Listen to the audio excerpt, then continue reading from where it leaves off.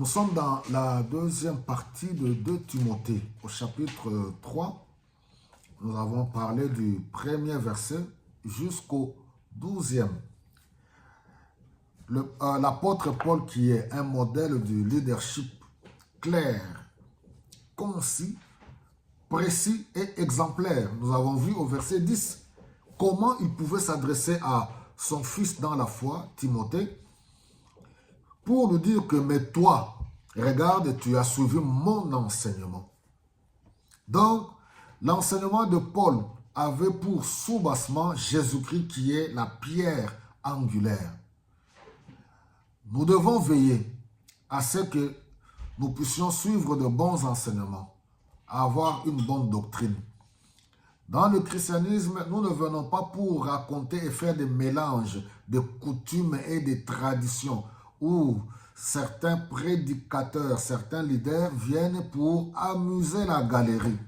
Ils viennent raconter du charabia, des histoires. Et comme le peuple est souvent ignorant, ils trouvent plaisir à cela, ils rigolent, ils rient et ils pensent que c'est ça la parole de Dieu. Non.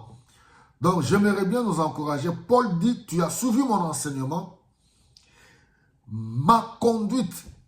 Il ne suffit pas seulement d'écouter quelqu'un, mais il faut voir sa conduite, son témoignage. Ça fait partie des critères de ceux qui sont appelés à être des leaders. Nous sommes dans une époque, bien sûr, il n'y a rien de nouveau sous le soleil. La crise du leadership bat son plein à tous les niveaux. Alors, il dit, mes intentions, ma foi, ma patience, et ainsi de suite. Alors, quand on remonte un peu plus haut, regardez, vous connaissez ce passage, il dit, rappelle-toi bien ceci, dans les derniers temps, il y aura des jours difficiles. Oui. En effet, les hommes seront égoïstes, amis de l'argent, vantards et orgueilleux. Les vrais hommes de Dieu, nous devons être loin de toutes ces choses-là.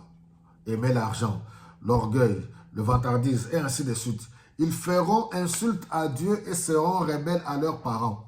Ils seront ingrats et sans respect pour ce qui est saint. Ils seront durs, sans pitié, calomniateurs, violents, cruels et ennemis du bien. Ils seront traîtres, emportés et enflés d'orgueil. Ils aimeront le plaisir plus que Dieu. C'est ce qui caractérise la société d'aujourd'hui. Il ne faut pas que nous, les enfants de Dieu et les hommes de Dieu, que nous puissions être cités parmi ces choses. Ils garderont les formes extérieures de la foi, mais ils en rejetteront la puissance. Détourne-toi de ces gens-là. Parce que nous les côtoyons, nous sommes avec eux. Ils sont dans les églises. Ce sont nos amis, nous sommes avec eux. Ils sont des apôtres, des prophètes, des pasteurs. Voilà, ainsi de suite. Il dit, détourne-toi de ces gens-là. Certains d'entre eux s'introduisent dans les maisons et soumettent à leur influence des faibles femmes. Les femmes ont toujours été connues depuis des années être des fanatiques, être sensibles, être faibles. Voilà, chanter, danser, voilà, et ainsi de suite. Pasteur, daddy, prophète, j'ai rêvé. Voilà, prie pour moi, prophète, daddy. Voilà, ma famille, ma maison, mes enfants, prophète, daddy. S'il te plaît, des faibles femmes chargées de péchés, entraînées par toutes sortes de désirs. C'est pas moi qui le dis, c'est les Écritures. Elles cherchent toujours à apprendre, mais sans jamais parvenir à connaître la vérité. Elles sont toujours là, des bébés spirituels. Elles courent toujours derrière les prophètes, les daddies. Prie pour moi, impose-moi les mains, viens à la maison, viens prier pour moi. Elles sont toujours en train d'apprendre. Elles ne grandissent jamais. De même que Jeannès et Jean se sont opposés à Moïse, de même ces gens s'opposent à la vérité. Ce sont des hommes à l'esprit faussé et dont la foi ne vaut rien, mais ils n'iront pas très loin, car tout le monde se rendra compte de leur stupidité, comme ce fut le cas pour Jeannès et Jambre. C'est ainsi qu'au verset 10, il dit, « Mais toi, tu m'as suivi. » Voilà un vrai leader. Ne suis pas le modèle de mauvais leader. Ne suis pas les autres personnes qui n'ont pas un bon témoignage. Est-ce qu'aujourd'hui, les chrétiens, peuple de Dieu, êtes-vous capables d'avoir le discernement pour comprendre que oui, quand je vois les gens pleurer aujourd'hui au nom des pasteurs, il ne faut pas pleurer. Vous êtes vous-même loin de Dieu. Vous n'aimez pas les choses de Dieu. Vous n'avez pas le Saint-Esprit. Vous vous êtes choisi vous-même. Vous avez décidé de vous choisir des prophètes et des hommes de Dieu selon vos critères à vous, selon vos modèles, non pas selon les Saintes Écritures. Pourquoi les gens pleurent aujourd'hui?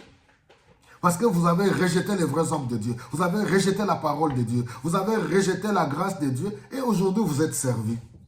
Ça fait très mal. On ne trouve pas plaisir à cela. Oui, les pasteurs, c'est des voleurs. Les pasteurs font ceci. Ils prennent la femme d'autrui, les femmes d'autrui. Les pasteurs sont des escrocs. Les pasteurs font ceci avec les politiciens.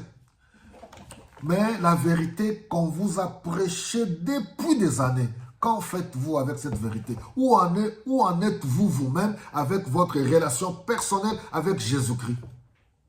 C'est bien de pointer du doigt tous ces leaders-là que vous connaissez, tout ce que vous dites là. Où en êtes-vous vous-même avec votre Jésus-Christ, votre relation avec le Seigneur Jésus-Christ? Voilà, que le Saint-Esprit vous guide, que Dieu vous bénisse abondamment.